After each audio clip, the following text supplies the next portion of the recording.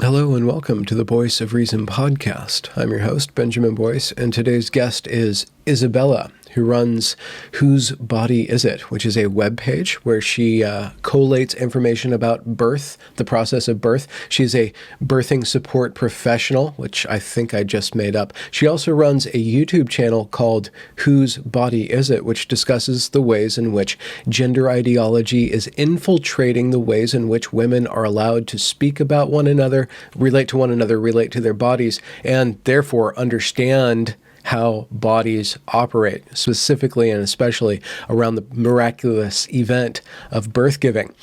This particular conversation, we get into birth and birthing communities and radical feminism and gender ideology. And it was rather fun because Isabella is fun to talk to. So I should get out of the way. But before I do, I would like to say that my content is found not only on YouTube, but across the web on odyssey.com, ODYSEE.com,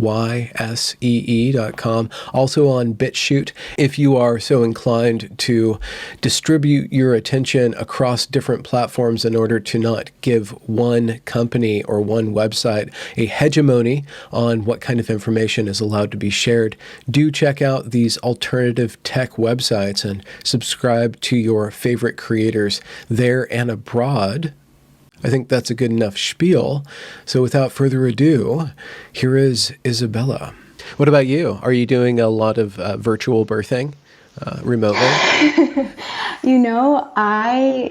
I do have a virtual practice, but actually my virtual business has totally been dominated by the trans stuff, actually. I've built a private online community and an 8-week program for women who are questioning the tenets of liberal feminism.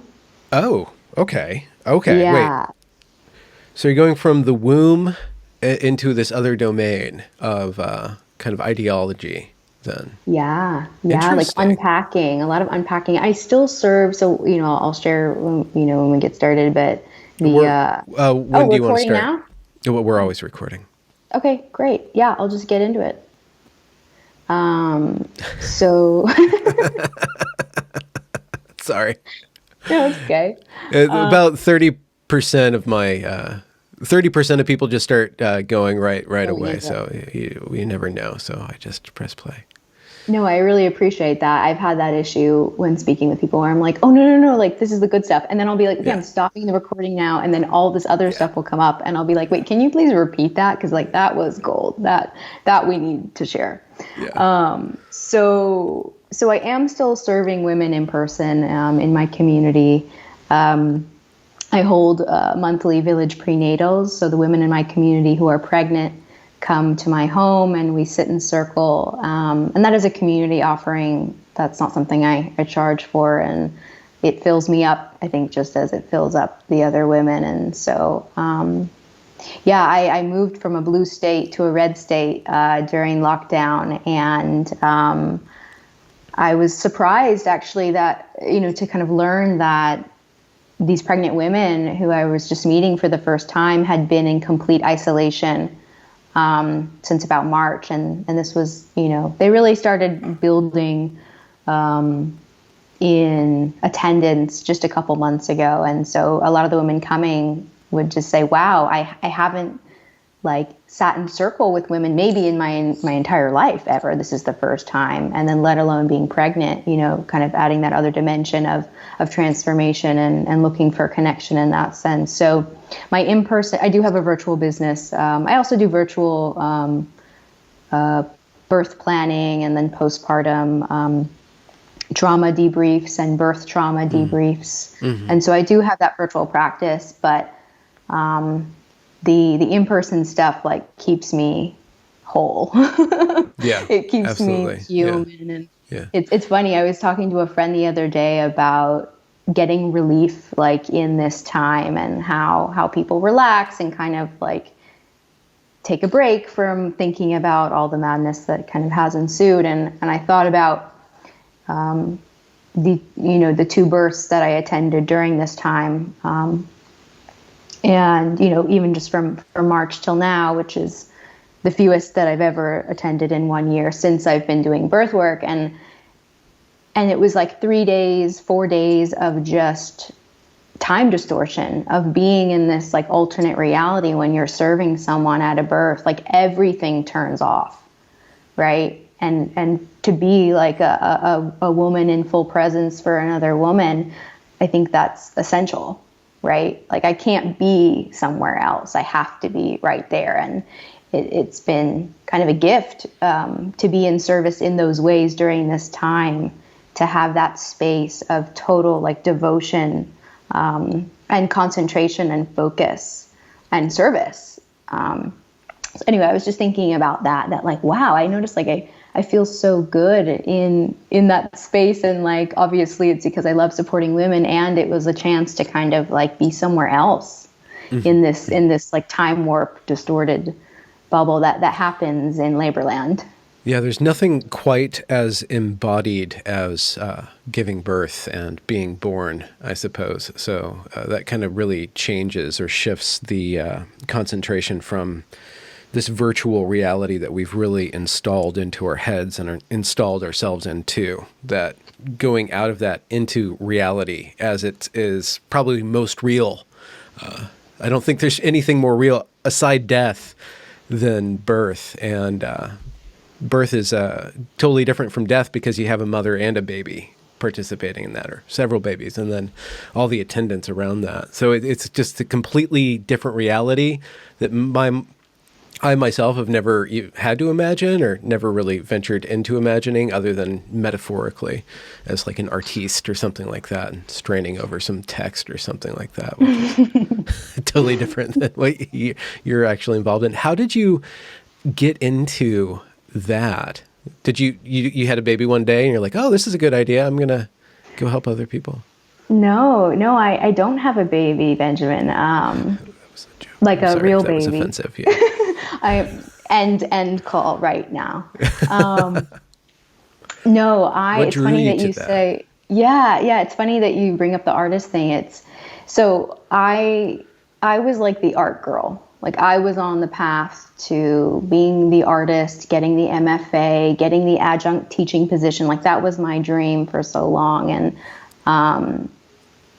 I got out of, I graduated from a conservatory, from an art school, finding myself needing money. And so I gravitated towards childcare.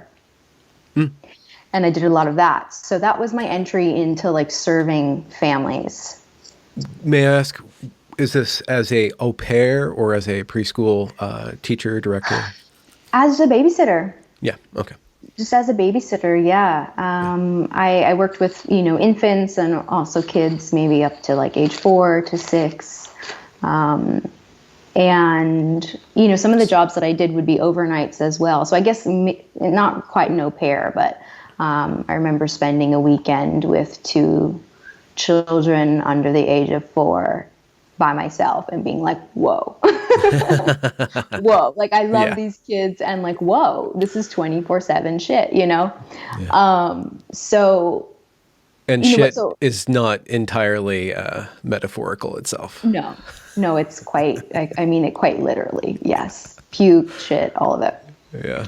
And beauty and direct impact. And so, I remember just, simultaneously I had gallery internships and catering jobs and like assistant work. And I remember being an assistant for a prop stylist and just feeling like this is soulless stuff. Like, look at all this waste and like every catalog is the same. And she was like a surgeon, like positioning the lipstick just perfectly. And I was sitting there like for hours trying to get the perfect swirl, for the perfect shot of the lotion that cost like $300. And I just remember feeling like totally going into this like spiral of like, oh my God, like I am so disposable. And like, I don't want to feel this way in everything that I do. So childcare wasn't where I ended up.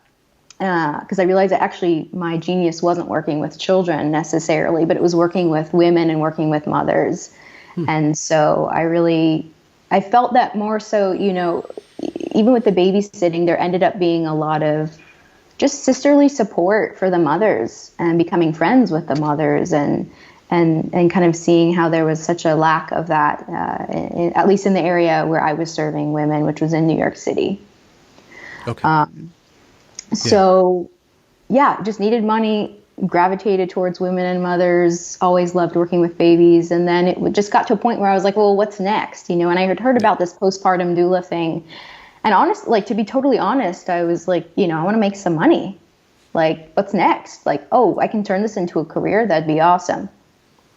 So in 2016, I signed up for a birth and postpartum doula training. And at the time, I couldn't find a training that was just postpartum. And so I thought, oh, okay, I'll just add the birth on in there. And, that'll just be the thing I'll have to get out of the way and do the 3 certifying births to get the certification. But I really wasn't even interested in birth. Other than the fact that I had heard that there was, injustice happening within obstetric birth, and that women were being violated, and that C-sections were on the rise. And so I had an awareness that there was something wrong, but I didn't think that was going to be like my lane. Okay. So I get to this birth doula training in 2016, and before we even got into what physiologic birth is, what hormones are at play when a mother is pregnant and gives birth and postpartum, before we even got into the advocacy element of being present at births in the system. And when I say in the system, I mean in the modern obstetric birth system. So in hospitals, in birthing centers, and then at home with licensed midwives. So before we even got into that, there was the kind of cultural competency segment of the training, which was that we no longer use the words woman and mother. We say birthing people, birthing person, chest feeder, and then later I was introduced to menstruating human and uterus haver and all those things. And so this was in Brooklyn in New York City, and it was funny because I remember them talking about some kind of statement that had been written to the midwives of North America. Mm-hmm. I don't know if you know Mary Lou Singleton, no, but she's a radical midwife and just a family a radical midwife. Yeah, Sorry. yeah. I mean, she actually, I don't know that she practices midwifery primarily anymore, but she's a family nurse practitioner, I believe, as well. So she works with families. She's an incredible woman. And she and a couple other midwives wrote this statement to the North America Midwives Alliance, basically saying, like, this birthing person stuff has to stop. Like, this is harmful. This is women's work. Okay, why? Why is that language harmful? Why is it considered dehumanizing? Why is the word woman superior to the word, the construct birthing people? So the term birthing people implies that women aren't the only human species that gives birth, right? Oh. Birthing people, right,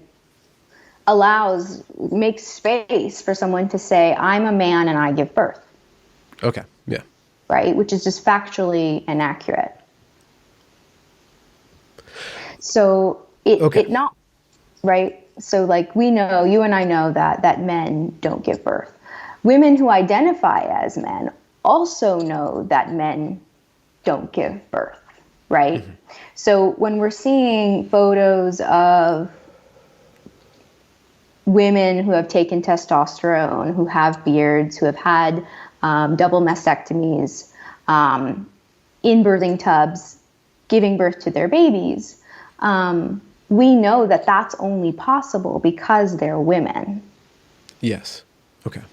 It's not some kind of magical, miraculous event that someone was born with the uterus. Okay. And breasts, and then also miraculously with a beard. Yeah. Like, it's not some kind of third sex scenario. So in the kind of birthing person space, language, ideology, women are being asked to play pretend, right? To pretend that that's not a woman, to make a sacrifice for someone else's comfort of their kind of dysphoria, right? Making space for their dysphoria, right? Their belief that they're stuck in the wrong body or have some kind of congenital defect, which is actually just healthy breast tissue, so things like that. So, and Mary Lou really outlines this really clearly. So I want to credit her for this, but not only is it just factually untrue, but it gives power to our oppressor class to say that men give birth, right? So it's ironic because all these women who are in this birth doula training are there because they want to change the world. They want to make things better for women, right? Specifically in birth. And we're only in this position because natural birth and traditional midwifery was systematically taken away from women, right? Women didn't get together and say, hey, you know what, this birth thing, men and technology, they just know how to do it better. Mm-hmm. It didn't work like that. So we're in this predicament where women are fighting for basic rights of how to birth, when they want to birth, all these things, because we have a distinct oppressor class who took these things away from women, like traditionally women healers, midwives, and so on, like the witches. So to say that then this thing that we can do, that only we have the capacity to do, is now something that men can claim, is totally bonkers.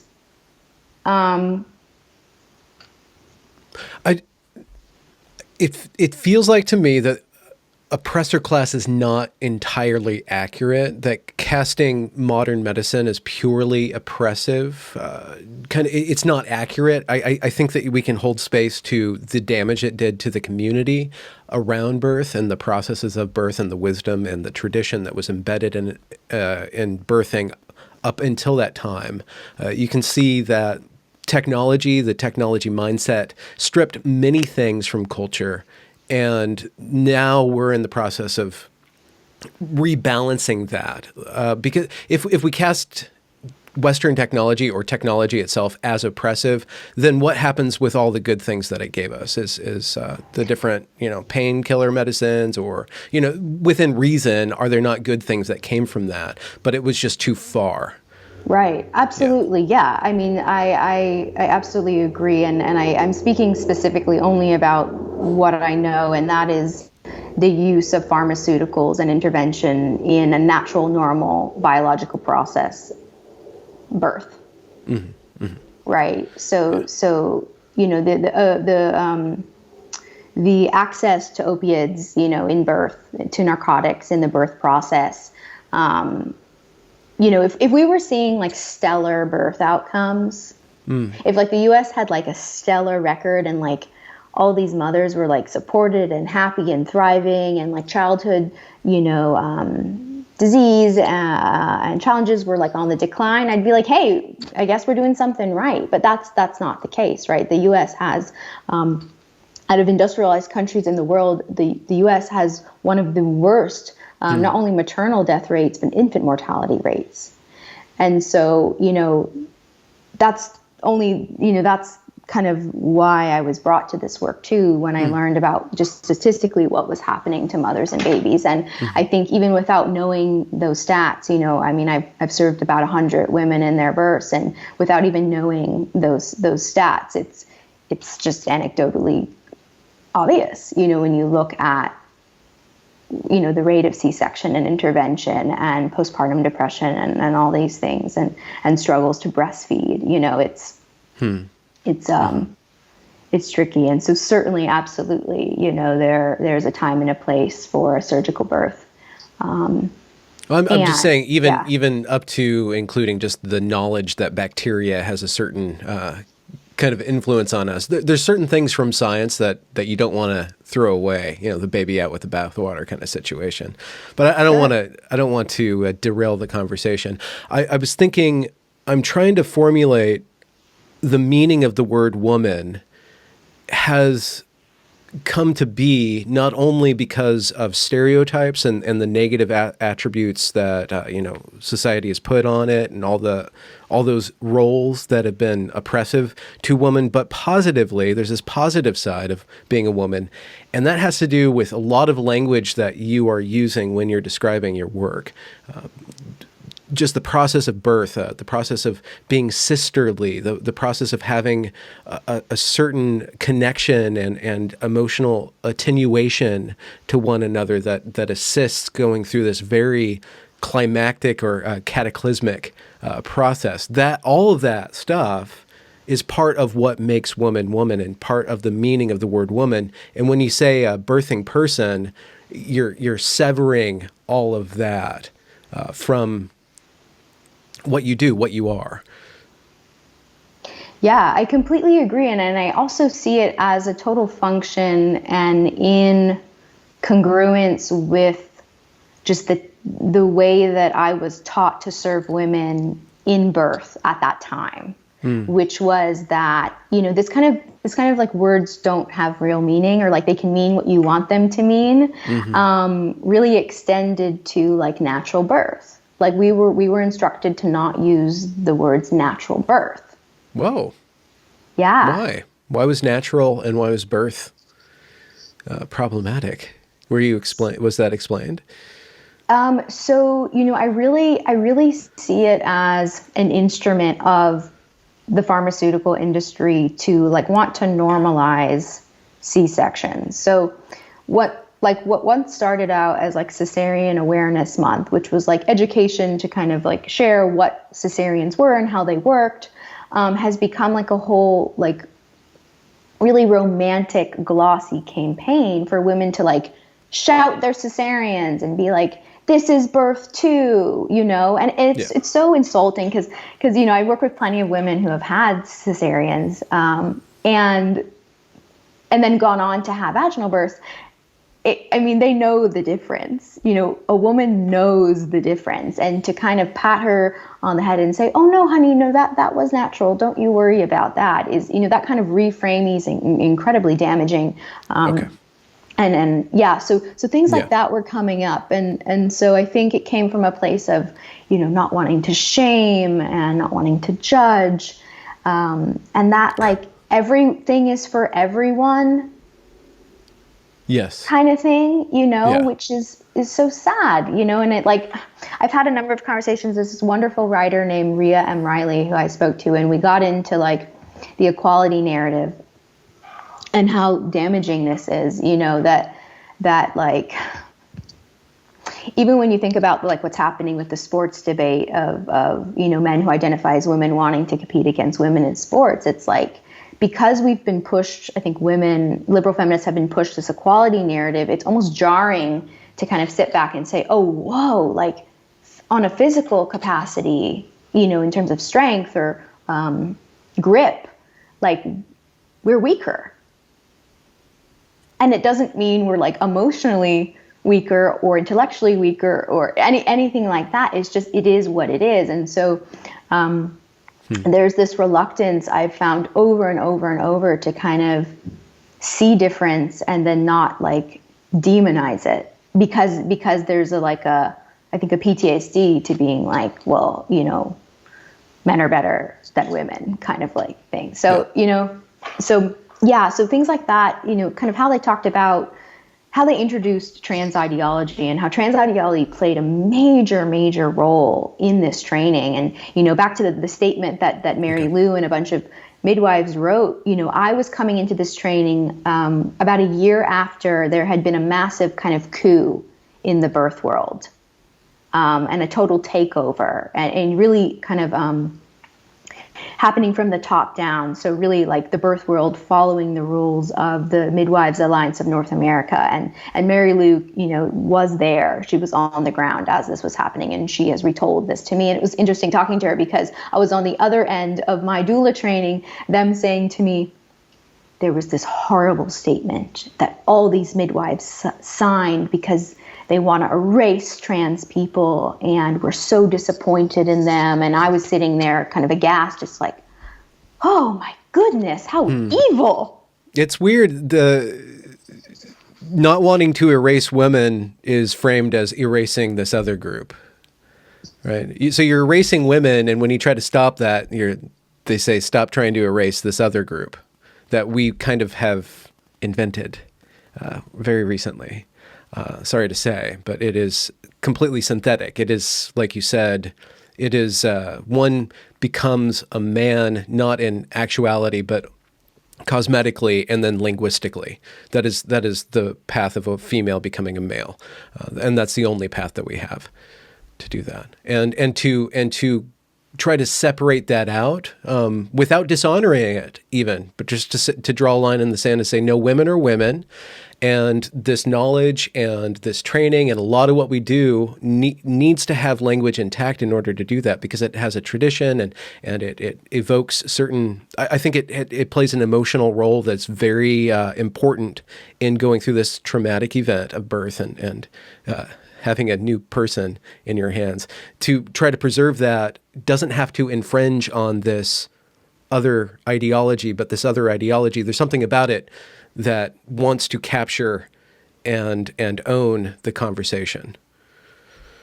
Absolutely. I mean, it is a total process of complete domination, which is totally in conflict with the idea that these people are marginalized. Mm-hmm. Like, how could it be true that my doula training and the organization itself talks more about trans ideology and inclusivity more than they do about preserving the importance of physiologic birth and protecting women and children? Like, you know, it's so bizarre. And it took me a few years to kind of wrap my head around that, because I had such a, you know, before I really got clarity over what was happening on a larger scale and what was happening with just the market of sex reassignment surgeries and all of that, you know, the money stuff. I didn't go there for so long because a part of me thought that there was this small, oppressed, sad population that needed my protection. And if I were to utter the words woman and mother, I would jeopardize their safety. I would jeopardize their well-being. And nobody wants to be the bigot. You know, nobody wants to be that person. And so I think, yeah. What were some of the moments, the beginning moments, the first moments where you started to question that, or something that kind of hit you and you're like, wait, the cognitive dissonance kind of started to become clear? Benjamin, I had so many peaks. I peaked so many times. Sometimes I think I'm still peaking, you know. But one of my first peak trans moment was, so as an extension of like kind of my birth work, and that started to explode, I started to work with women who were coming off hormonal birth control. Okay. And learning more about like the dangers of hormonal birth control, long-term, short-term effects, the history of hormonal birth control, like this whole birth control, hormonal birth control is like liberation kind of narrative that I grew up with, you know, supporting Planned Parenthood. And once I applied to be a canvasser for Planned Parenthood, like kind of coming out of that space, I started just looking at just like hormones and the effect on women's body and women's health, and the lack of research around women's issues like endometriosis and such.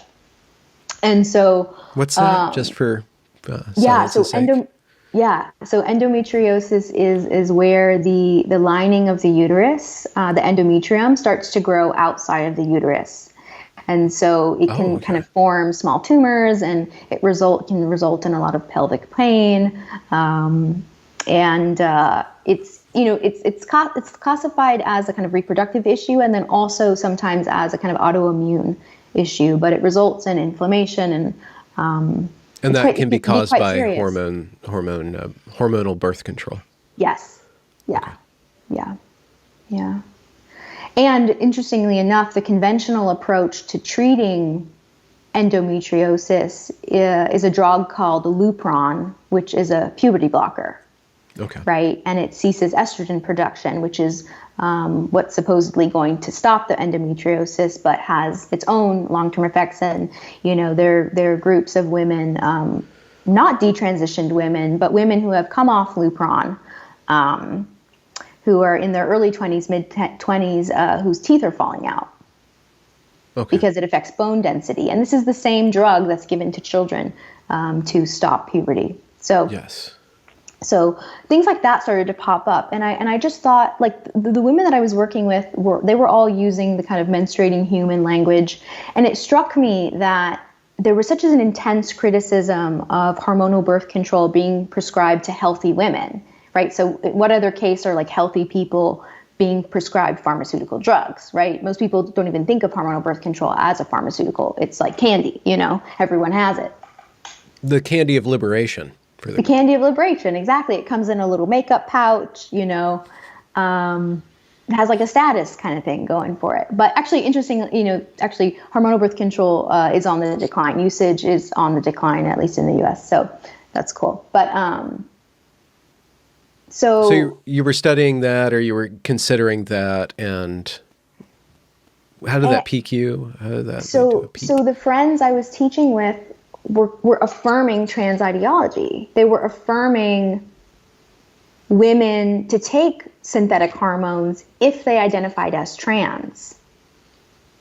Like, no questions asked. And like to even question like a woman who had cut off her breasts and, taking testosterone for years, then having a baby, to like question, what the effects of that long-term testosterone would be on the child, was like, no, that's not your business. You don't go there. Like, that's not something you ask a question about. And so that was the first time where I was like, well, how can we be kind of looking at this part of pharmaceuticals being prescribed to women and not this part?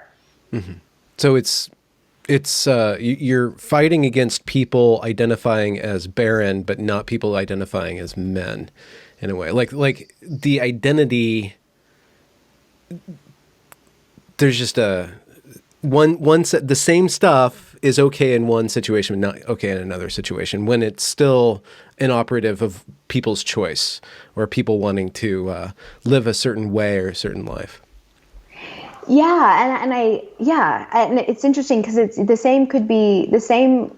It's so funny how even the word transition, right? Like when young women who identify as men see their transition as complete, it usually means that they've had a hysterectomy.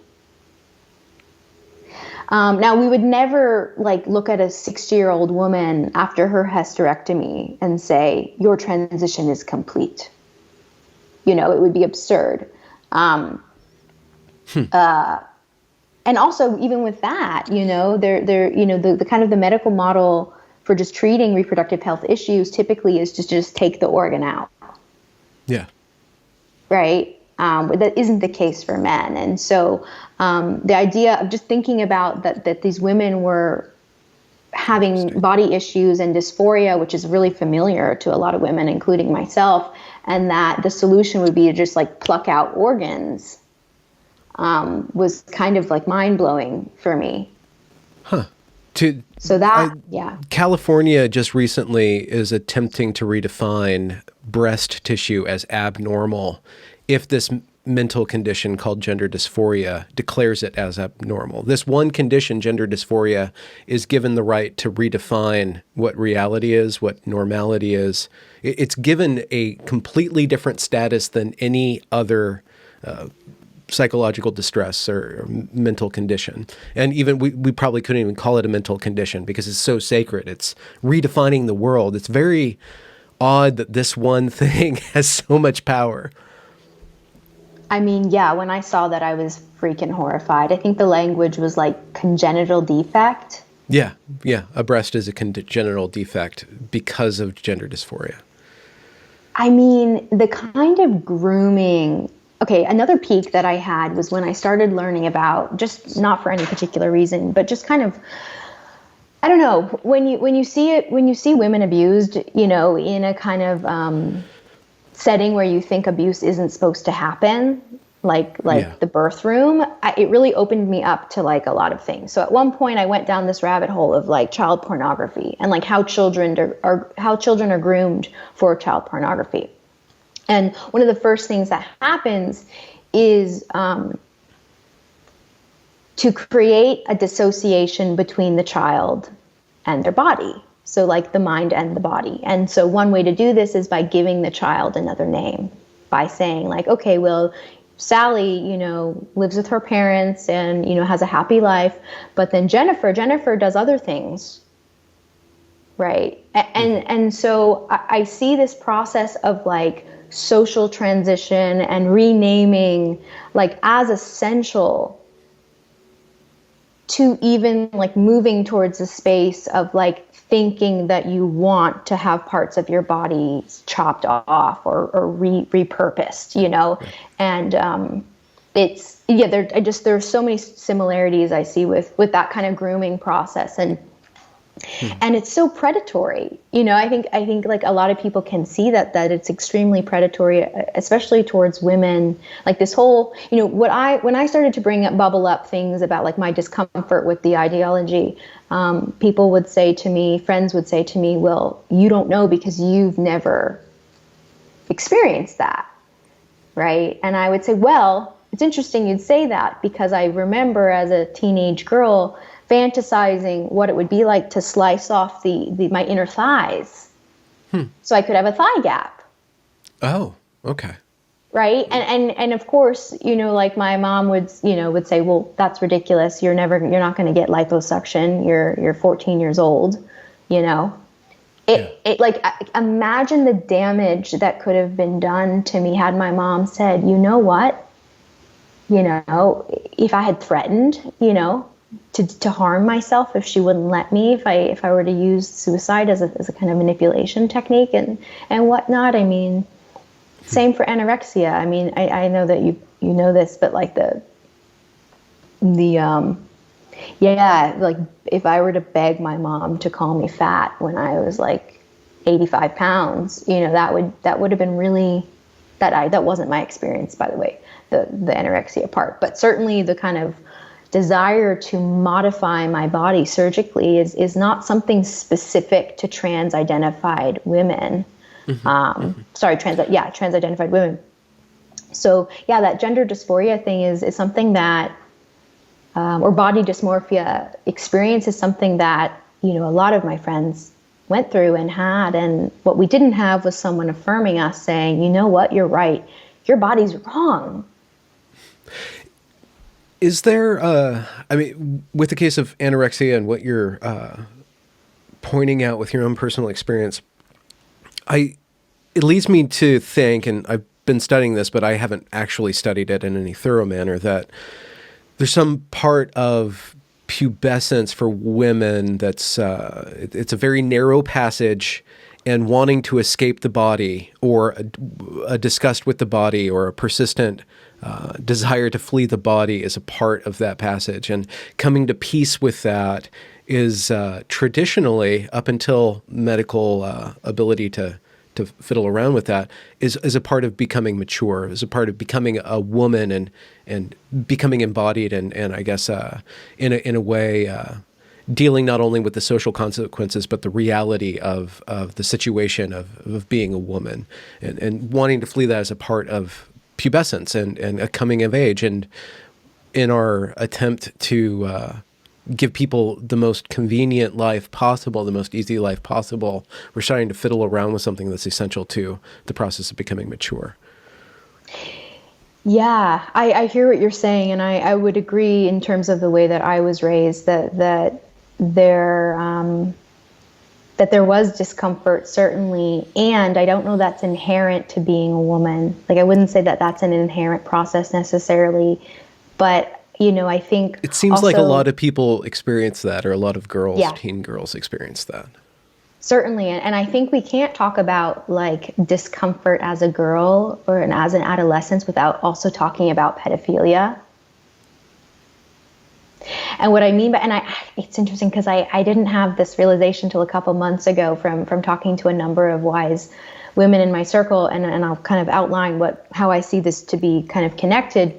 But you know, around the age of like 9, 10, you know, right before puberty, I would say, not even during puberty, it's quite common for little girls to be sexualized.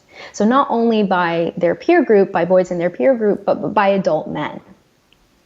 You know, and sometimes, you know, it doesn't kind of set off till puberty hits. And the way I interpreted it as like a kind of a teenage girl was that like, oh, I must look, you know, older than I am. And that was cool, right? To like look older, to pass as like older. And now I see it completely differently. I see that kind of harassment and sexual attraction actually being very specific to the fact that I was not an adult woman. Okay. And so like that desire to escape cannot be separated from like the way that girls are sexualized in like modern society. So I come back to that, and also just like have a lot more empathy, you know, when women tell me their stories of wanting to escape and like how desperate they were to avoid those interactions. Like it makes, you know, it makes total sense. And you know, it's the way that women are socialized to even have periods is to like, you bleed, you plug it up, you absorb it, you throw it out. Like there's this disconnection even, you know, with bleeding and what that means and the kind of sacredness of what that can kind of look like. So it's, you know, even with someone who doesn't experience like gender dysphoria, you know, there's a disconnection there on multiple levels of disembodiment and disassociation. And I think what we're seeing with teenage girls is just who are identifying as men, is just the kind of the more extreme end of that. You use the word sacred. I think we need to very clearly define that, because that has a whole bunch of associations. But it seems like you're saying that this is a important thing to incorporate and associate with and not disassociate yourself from. And language such as, or thinking of the menstruation as dirty, or bringing a overly strong concept of clean. I think that there's a proper balance between dealing with that. So could you help me conceptualize something that I've never had to conceptualize? And I think that this is a part, dealing with this is one step. Menstruation is one part of a holistic kind of understanding of the very central process of being a woman and giving birth and so on and so forth, and being a mother.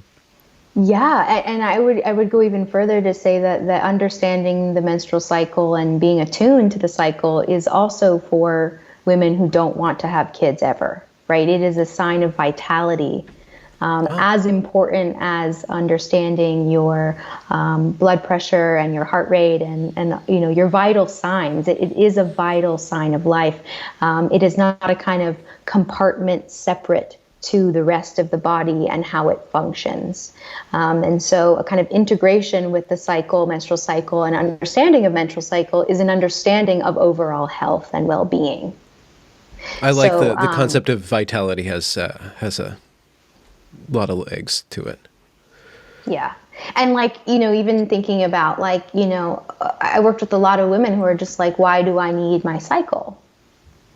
What is it good for? What is it doing for me? You know, and I think like if women can kind of shift that perspective and it being like something that's annoying or unmanageable to something that is actually a clue into feeling optimal, like to feeling good, like that to kind of uncover and observe biosigns is a kind of an entrance into overall health and well-being. And again, it is not exclusive to wanting to get pregnant or having a baby. Yeah, thank you for caveating that. There's also aspect of desire to transition or to become a man because of severe, I don't know the correct terminology. All I know is premenstrual syndrome, very difficult feelings that women undergo. How do you think that reconceptualizing that or integrating that, how do you integrate something so severely difficult for certain women? How do they deal with that? What's the framework that you use to help them with that? So that is not my niche, but I do a lot of consulting for women in that position where I then refer to naturopathic doctors, hormonal specialists, integrative practitioners, acupuncturists, and whatnot. But what that says to me is like there's something hormonally going on that's completely imbalanced. Okay. And that can be partially genetic. I think mostly it's environmental. So the kind of toxins that we're exposed to, highly processed foods, highly processed soy, foods filled with synthetic estrogens and whatnot, perfumes, pads, menstrual pads that are coated with chemicals, so it's everywhere, and it can be super overwhelming just to be like, oh shit, we live in this toxic world. But there are wonderful practitioners and books out there. I would say, first of all, that there are barriers to support with this stuff because women's health is like understudied and under-researched, undervalued.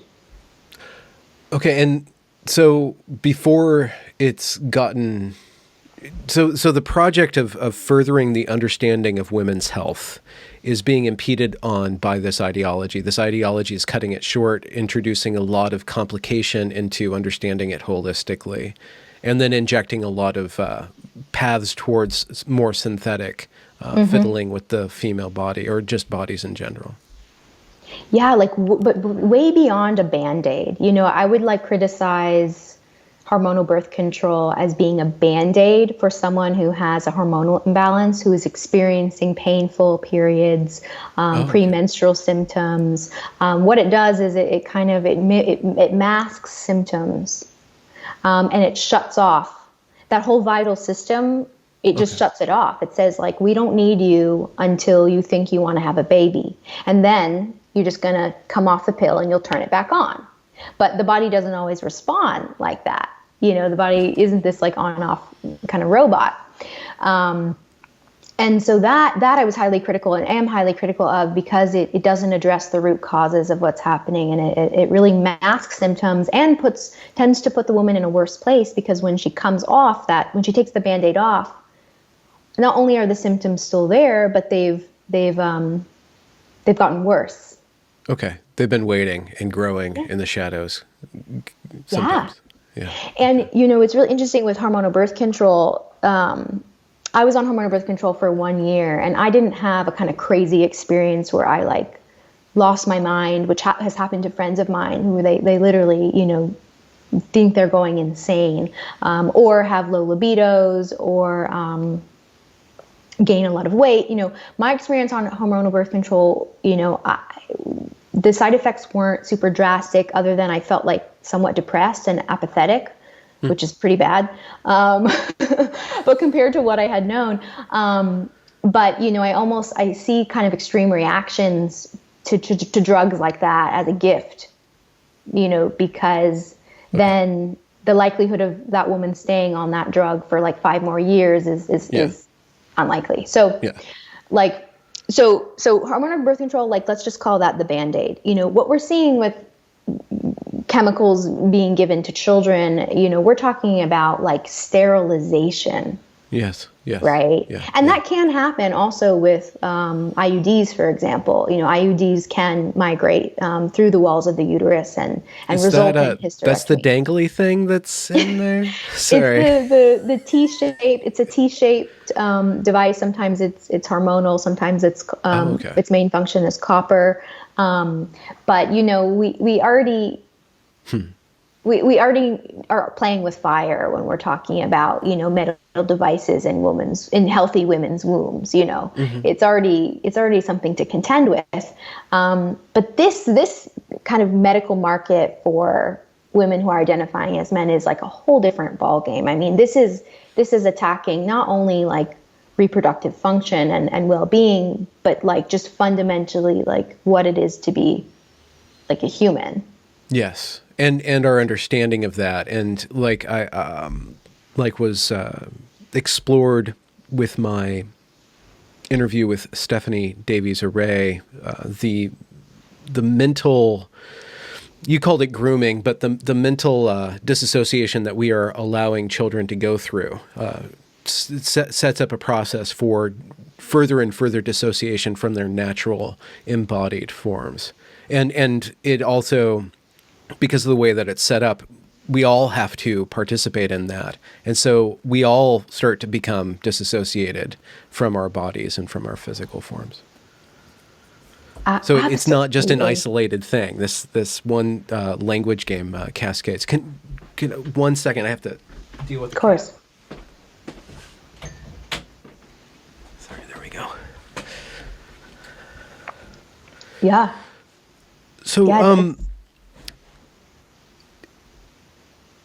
so when we said at the very beginning, when you said that you were part of your stuff is birth and being embodied and having, you said something like a village. You used the village prenatal activity. Now you're dealing a lot with the trans issue. You said, and you mentioned also liberal feminism. What's your basic position then? What are you going for? What are you standing for in that domain? So I have a pretty hardline approach these days. I really have strong boundaries in that I refuse to use preferred pronouns or mandated pronouns and whatnot. So what I was kind of coming to with these kind of discoveries of like the history of hormonal birth control and how this actually isn't, in my mind, the ticket for women's liberation, and then, normalizing abuse in birth and then stepping away from that. And actually, now I serve women who are birthing autonomously without the presence of medical professional. And so I am a kind of a birth witness of sorts. And those are women who very distinctly do not want any kind of medical authority present, who have either had prior traumas in the system, including traumas with licensed home birth midwives, who are really an extension of the medical paradigm.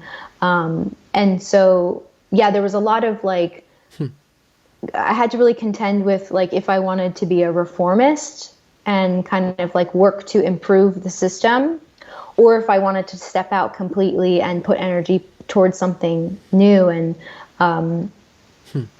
And that was modeled to me by a dear friend of mine named Emily Saldea, and she runs a company called the Free Birth Society. And so that was my kind of whoa, there are other women doing this, and this is incredible. And look at this, look at how much energy and frustration and anger I have towards trying to fix something that, I am completely powerless in. Being a doula in a hospital room, you are scum. I mean, and it's funny because the whole framework around that is that we're advocates and that we make a difference. But the truth is they wouldn't be letting doulas in if we were a threat to the paradigm.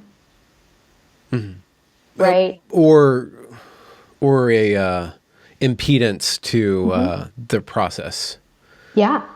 Yeah. And the times that I really stepped out of that good girl, do what the doctor's telling your client to do kind of thing, go along with everything, I was physically removed from the birthing room. That's what happens when you put your body, between a doctor and a woman, So, and that didn't result in anything good, that, it's my clients would be like, well, why won't you come? And it's well, you don't really want me there.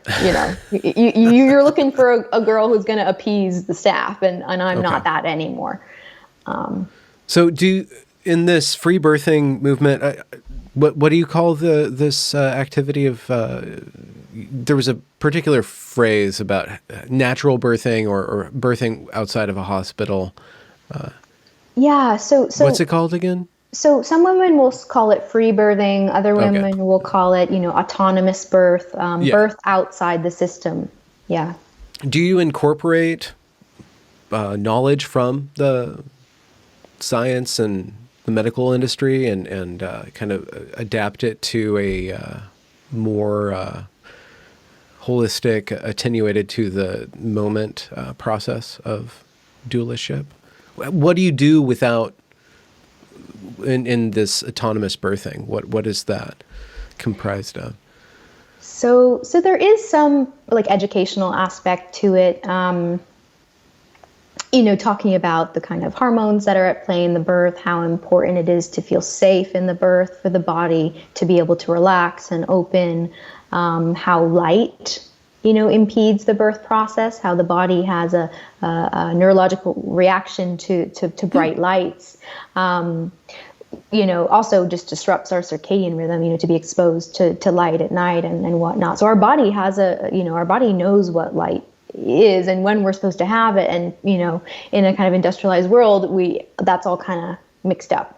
And so it's funny because when you think about the hospital, it's like bright light central, fluorescence, there's even one light in particular, Benjamin, it comes from the ceiling. Right before the woman gives birth, it comes from the ceiling, it comes down, and it shines directly on her vulva. Okay, yeah. Right? Only for the convenience of the staff who believe that their presence at her birth is essential to humanity. Okay. Right? There is a belief that like without them, then humanity would just cease to exist.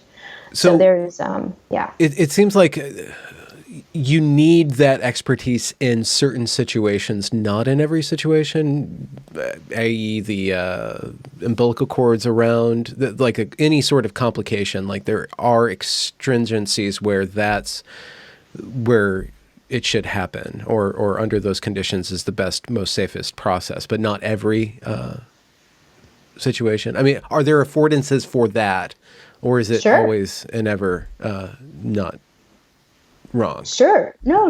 I absolutely think there are affordances for that. It's interesting that you say the cord around the neck. That's actually a quite common occurrence that is not threatening to the baby. Okay. But things like placental abruption, which would there would be warning signs, things like that, where a woman is bleeding profusely, before she gives birth. So the shift is not that then I'm telling the women that I'm supporting when to go to the hospital or when not to go. My role in that is to trust their authority completely. Okay. And so I'm only working with women who are taking full responsibility for their births, including the outcome. Okay. And that's not something that we're like told to even I was socialized to say like, well, that's dangerous, or like, how would a woman know if she was in danger, right?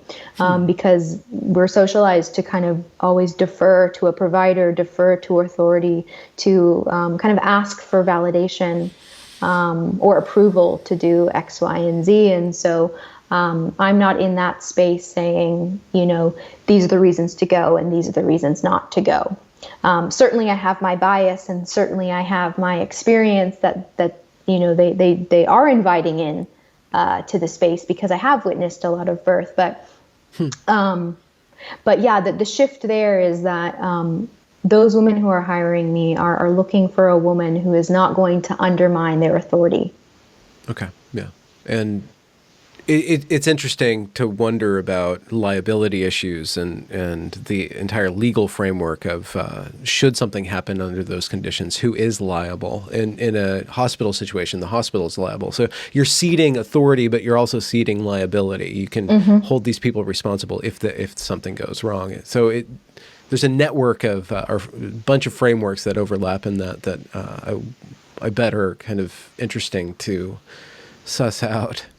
Yeah, absolutely. And it varies state by state, where I practice now, I don't even say practice, but again, I'm really a sister to these women. I'm a birth witness. I am, I don't come with like tools and, I'm not a midwife. In that sense, I'm not a licensed midwife. And there's complete transparency and clarity. And that is why they are hiring me. Okay. because I am not a midwife, if that makes sense. So you're a counselor then? What are you doing then? And I At the ask that actual birth? not in a judgmental, but Yeah, like in a no. curious way. Yeah. Yeah. So at the actual birth, it's a process of holding space, making sure the woman is eating, going to the bathroom, staying hydrated, doing any kind of emotional support. Should she have some kind of block or any fears come up, I'm there to kind of reassure her that she is wonderful and amazing and beautiful, and also to anticipate her needs in terms of comfort, making sure the birth pool is ready and making sure she is getting enough massage, and also like leaving her the fuck alone. Is like really a skill to master. I have women who say, I don't want to see you, but I want to know you're in the kitchen, Yes. making bone broth and tending to my children. Yes. Right. Okay. So there's my support is not conditional. Right now there's a kind of agreement that we come to make sure we're a good fit before I'm actually at the birth. But, when I first started serving women in this way, a woman who now has become a good friend said to me, just so you know, I might ask you to leave. Are you okay with that? And I was like, yes, like women asking for what they want, and this has happened to me in a hospital birth once where the woman like slammed the door in my face, to the bathroom. And I was like, right on, finally she's like doing what she wants to do instead of trying to make everyone else comfortable. Yeah. That ability to serve is natural in some people, but it takes a while to cultivate. And also the ability to shut off the ability to serve is another talent that some people have and some people have to cultivate. And the expectations of women being the server of the family, of the world, and being the server of the human being that's coming out of them into the world and servicing them in that way. It's an interesting framework to contend with and to also master and to also, I suppose, honor in our society and respect all the way down and up. So your conception of woman is fascinating in a way, and I don't mean that to be derogatory, because you are building your understanding of woman from this, or you have built, because you paid so much attention, your understanding of what a woman is and how a woman becomes and does this process through the process of actual birth, which is not something that we can run away with without sacrificing our lives as human beings. So your center of mass, or the concept of woman for you, has a very specific or a very interesting, powerful center of mass, because it's your involvement and your studies and your work is based on this process of birth. Yeah, and I think there's something about just not being able to deny like the truth of birth. There's no pretending. Like it's something, I always say there's no room for apathy in birth. You really, it's something that is so grounding and so sobering. And the idea that in such a kind of point of truth of humanity, that one would be asked to lie or pretend really astounds me. And to deny that process, or to include men in that process, even linguistically, is totally weird. It's weird, and I do you know Alex Aaron, the gender offender mapper? She's fantastic. No, I don't think I know her. She's pretty cool. She was like, she said to me, it's straight up abusive to take these like young, I was 24 for my doula training, you know, to take these really eager young women who want to do good, who want to serve women, you know, to kind of indoctrinate them in this way, to say, like, you won't have a client base unless you agree to the new lexicon, you know, which was what was like implicit in the whole training. Yeah. It's taking advantage of so much goodwill. The people who want to get into doing this and helping women them and then taking advantage of them are imprinting on them this ideology that is not just questionable logically, linguistically, but it comes backed up with so much threat of, if you violate this, we will kick you out of society. If we can decouple the conversation between trans rights and the enforcement of them, then we can kind of deal with it on its own terms and suss it out. But that it comes with so much threat, like there's a bunch of loaded guns behind this if you don't go along with this, and it instills in that if people violate this, they are harming people. So there's a lot of bad or there's a lot of tricks inside of it that are very abusive. It's gaslighting. It's threatening. There's a lot of part of it where you're like, this is just like a abusive relationship in a lot of the tactics. So trans ideology, there's trans rights, there's actual people that you can quantify and that have good motives, that want to live their lives in a certain way, and they should be understood and protected. But around them is that activism that has to be stood against because of the outcomes that it's blocking us from seeing, because of the way that it's sweeping up children into lifelong medicalization, and that you can't question it without being seen as a bigot or a phobe of some sort.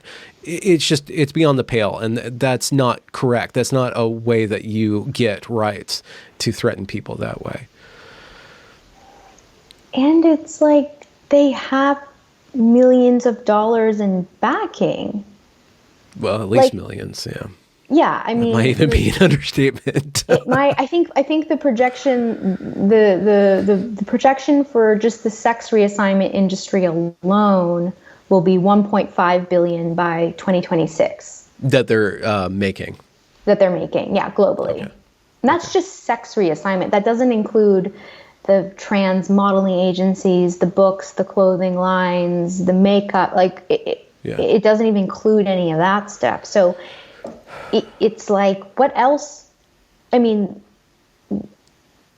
what else do they want? I mean, it's like this narrative that it's just disenfranchised, oppressed, you know, like absolutely gender nonconforming people are targeted, right? And attacked. You know, I mean, Buck Angel, you know, says, you know, she says this, you know, that she was, you know, brutalized as a butch lesbian, right? Like dragged in the streets, right? You know, and then she, you know, now passes as a man in some respects. But, you know, it's like we know we can hold the truth that gender nonconforming people are targeted and brutalized, and that, you know, that isn't justification to then like move into this whole twisted mental gymnastics ideology where men and women are interchangeable. Yeah, just bodies that birth or ejaculate, kind of thing.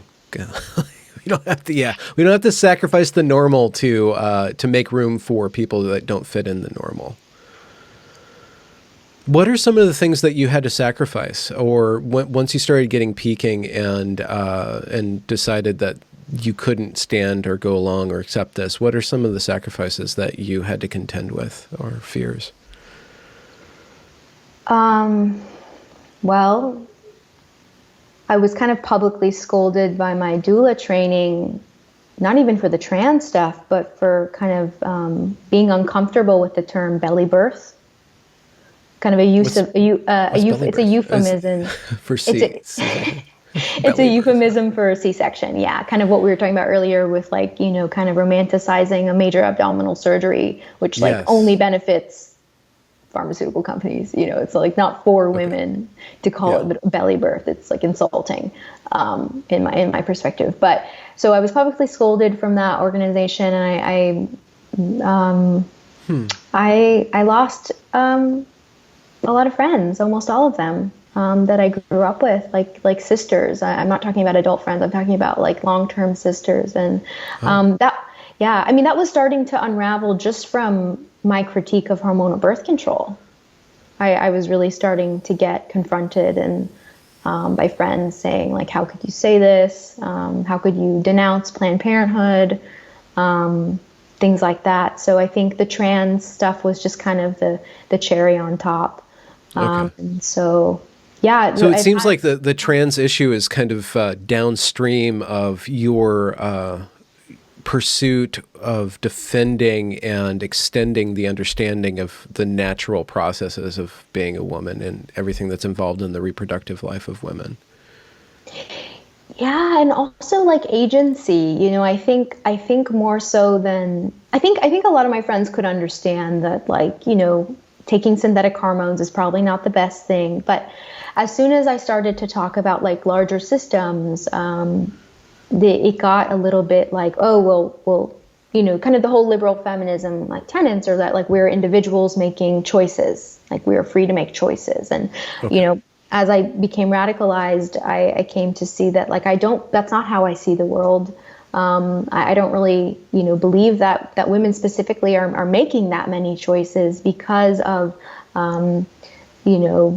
the pharmaceutical industry and they're being sexism. Conditioned to frame the world as such. When you began to question, well, at what point were you taught to make that choice? Or by radical, you mean you're tracing the roots of choice to social conditioning. Is that fair to say? Yeah, absolutely. Okay. Absolutely. Yeah.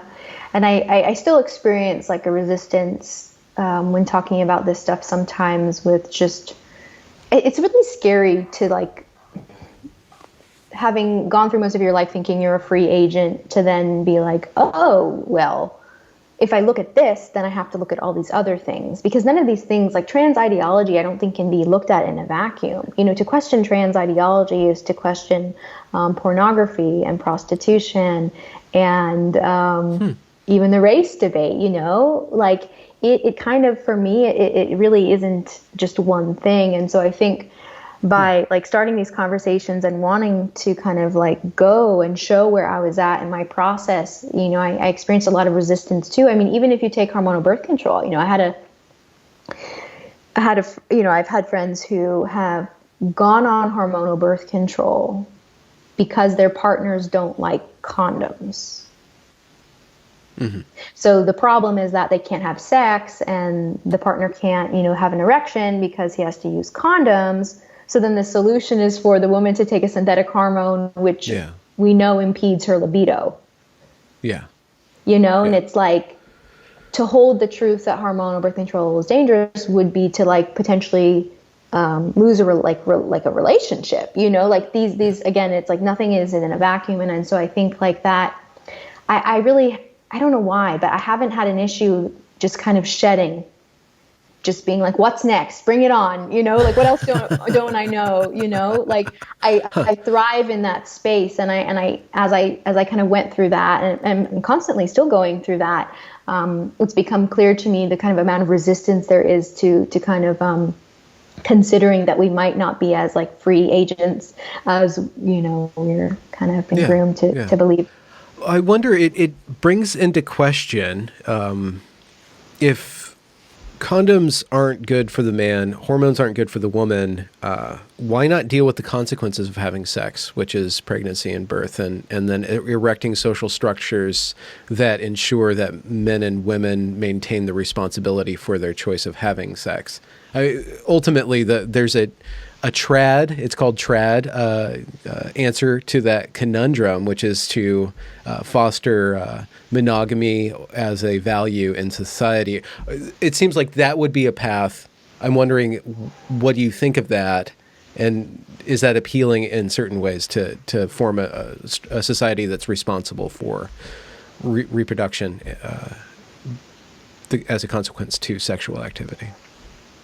Well, I hear where you're going with that, and I would say there's another option, which is teaching natural family planning, also called fertility awareness method, in schools, which is a scientific approach to achieving and also preventing pregnancy without the use of pharmaceutical drugs. Okay. And so it's been rebranded in the past, I'd say like 2 decades to be called fertility awareness method, but it's been, most of the research around this method. Exactly, fam. Okay. Exactly, fam. Most of the research behind fam is from the Catholic Church. Okay. Yeah. Right? I heard the language you said, family planning. So there is the concept of the family. So if you separate sex from the family, then you have these birth control thing. You have liberal feminism of that. I hear what's the other option then, and how do you foster responsibility within the man and the woman for the consequences of that? And so the family, or the concept of the family, is right there. Yeah, totally. It's like, but the so that method can be used within like a monogamous relationship, certainly, and it can be used with a woman who has multiple partners. And it's beautiful when the partner can be involved, in that maybe she's taking her temp every morning and he's recording it on the side table, and like that's cool. There are all these apps that will synthesize, not that are birth control, but who will basically is like a digital version of the paper chart. So like I've had friends who will like export their charts and send them to their partners so that the partners know when they're in their fertile window versus not in their fertile window, and things like that. So, is it accurate? It's been ridiculed as inaccurate. So it's very, I think the range, it depends on, so fertility awareness method is kind of a blanket term for a bunch of different methodologies. And so each one has a kind of a different efficacy rate for perfect use and typical use. So in the method that I was practicing, which closely resembles like the Sensiplan method, was, I believe, like 99.6% perfect use. So pretty good. Yeah. Probably comparable to birth control then, because birth control is not 100%. I mean, no synthetic. Yeah.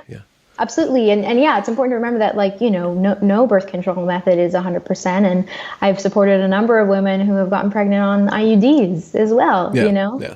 So, I think abstinence is probably 1 in a few billion. I mean, accepting Jesus is probably the only abstinent birth, but... if we could just mandate that, perfect. Immaculate Done conception deal. only. Done deal.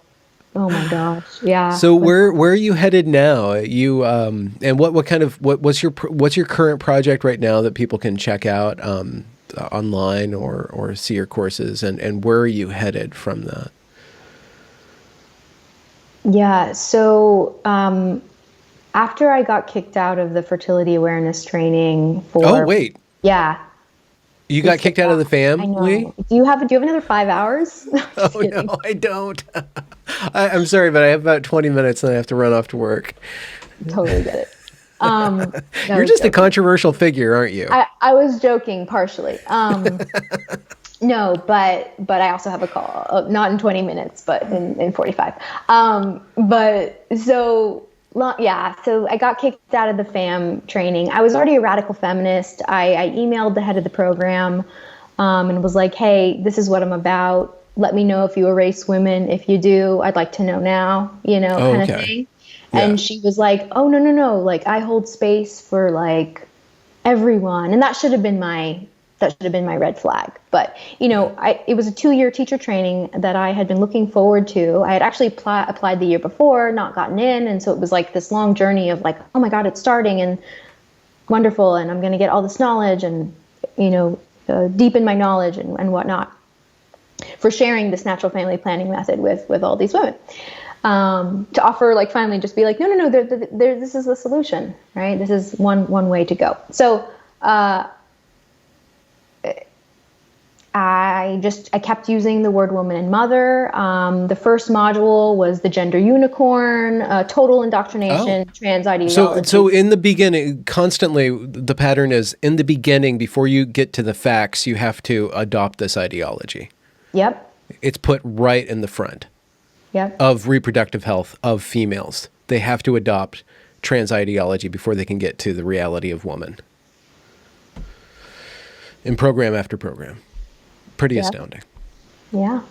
Yeah. And this woman, the head of this program, would constantly self-censor. She'd be like, women, oh gosh, I'm so sorry, everyone. I'm really working on it and I'm getting better. But, you know, and then she would say to me privately, you know, I resonate with some of the things that you're sharing. Like, I also worry about little boys being castrated, you know, but then totally would just kind of concede to the mob. Yeah. Wow. Okay. Yeah.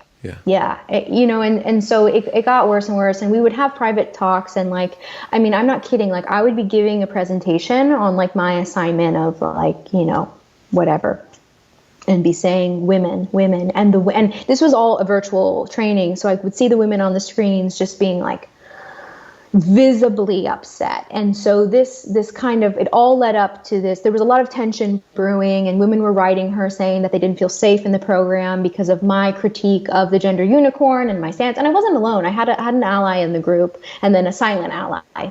So it's so weird. Like, I'm sorry to distract, like, the terminology, I don't feel safe for somebody having a different, like this ideology, it's so threatening and it's so frail at the same time. It's just a nest of contradictions. It's just a total nest of contradictions and manipulation.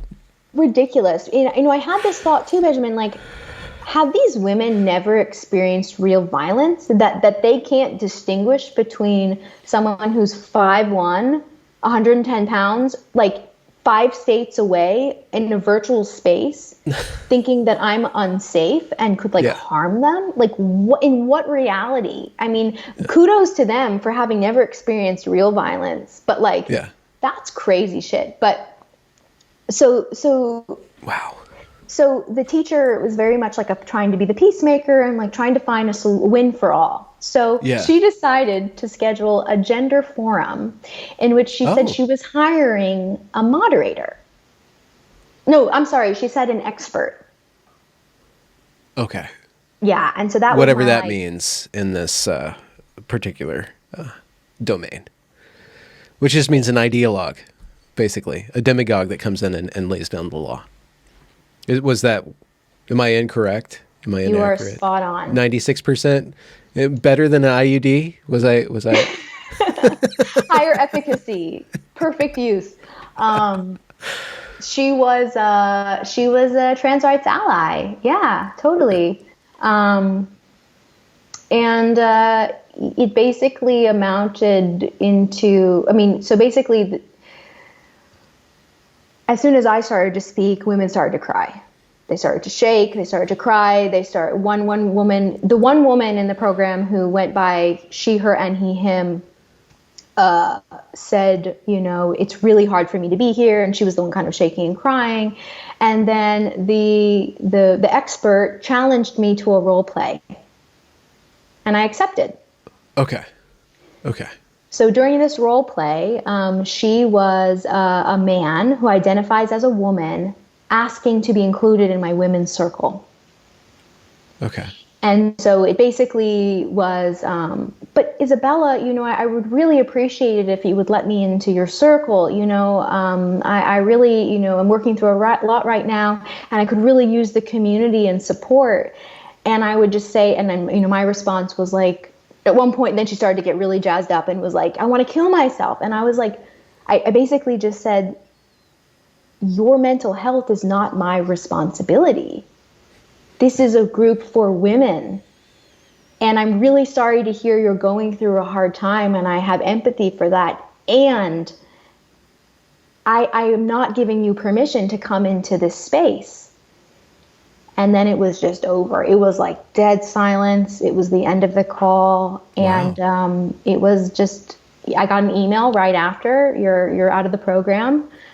Sorry we couldn't make it work. I wrote her an earful. reply. We only want women who will be penetrated at the will of people who cry in the right way. Wow. Wow. Wow. The sacredness, and I know that term's loaded, but the women are a sacred category to me. It's a sacred category to me because of the power of creating a human being is part of that. But there's other things about that too.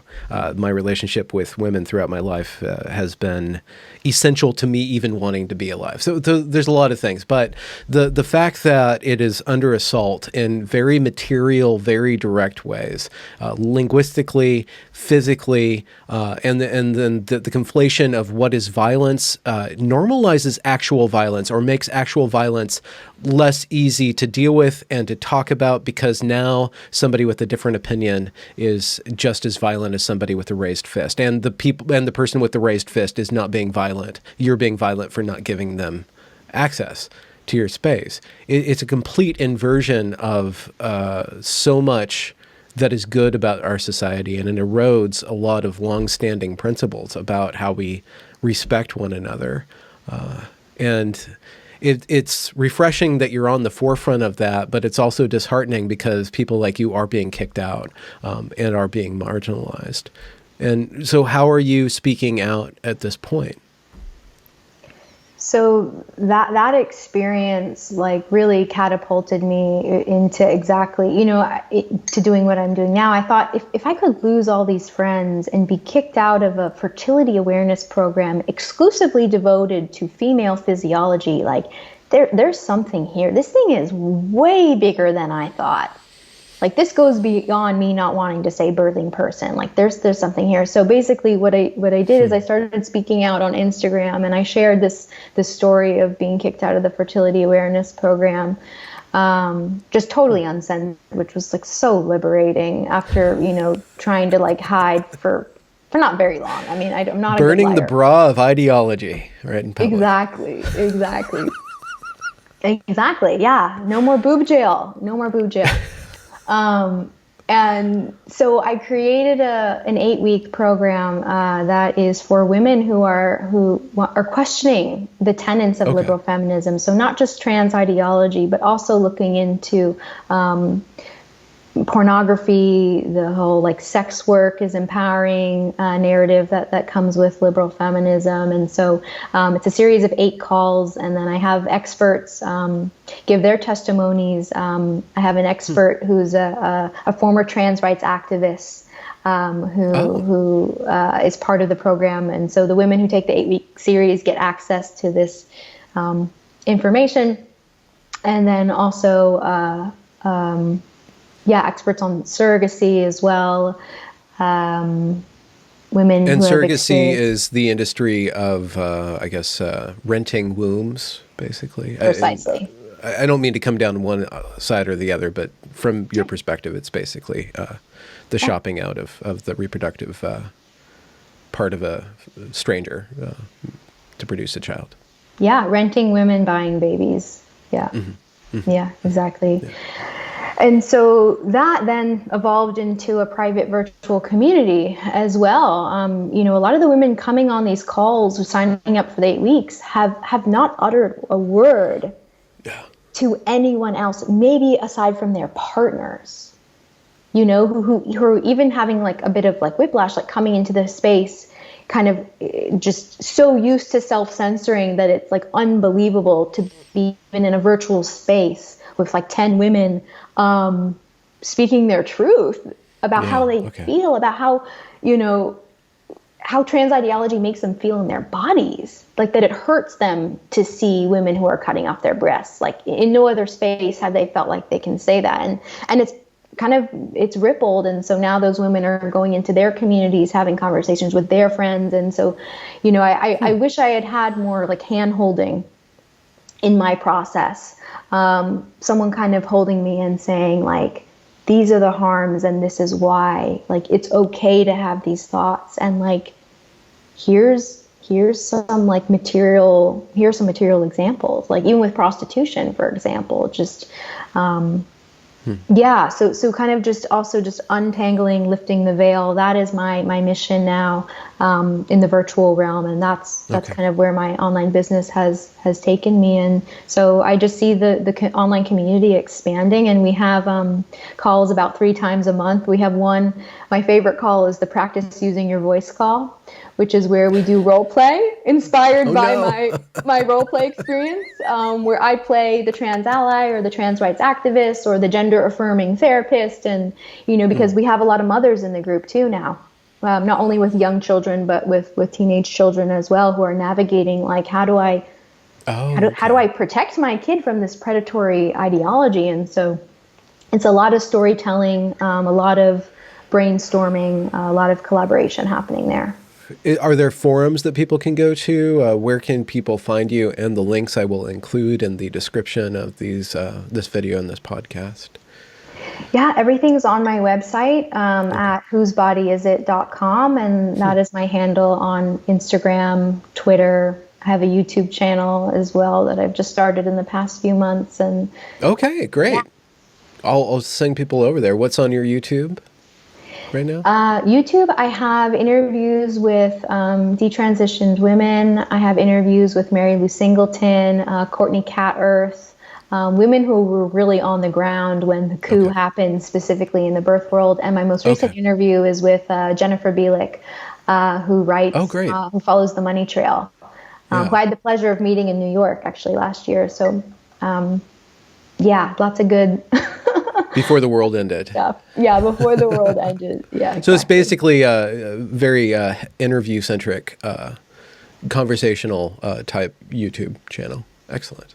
Totally. There's a great need to that. There's that form of information sharing, though it forces people to be more patient, is actually causes people to be more human and understand that information is actually included in a human experience, and an embodied discussion is actually how human beings have passed wisdom on for generations. And this Instagram, Twitter, which I love, is actually a divergence from actual wisdom. Yeah, absolutely. And I think specifically in this gender identity, trans ideology, radical feminism sphere, it's really important for people to see our face and like our humanness, that we're not these like evil bigots behind some kind of animated figure. I understand the fear of not wanting to show your face and the real consequences of that. And, I don't know, there's a kind of liberation when you do, and people see like, whoa, she's showing her face. Okay. Whatever. And, all the women who paved the way before me too, to be able to like even make that decision to like show my face and have my full name on the internet is, as I know you can relate to, isn't an easy thing. But yeah, it's, like think of like Lear Keith and other radical feminists who have had to move and, uproot their lives and their families for being villainized for this stuff. I'm glad to say that like I don't personally feel like victimized in that way. And I think that's because of the women who have come before me. So a lot of gratitude there. Yeah. And you're participating in the encouraging, rather than empowering, because that's a fraught word, but the encouraging of women to, and everybody, men and women to just be honest online about the reality, and offline about the realities of what's going on with women.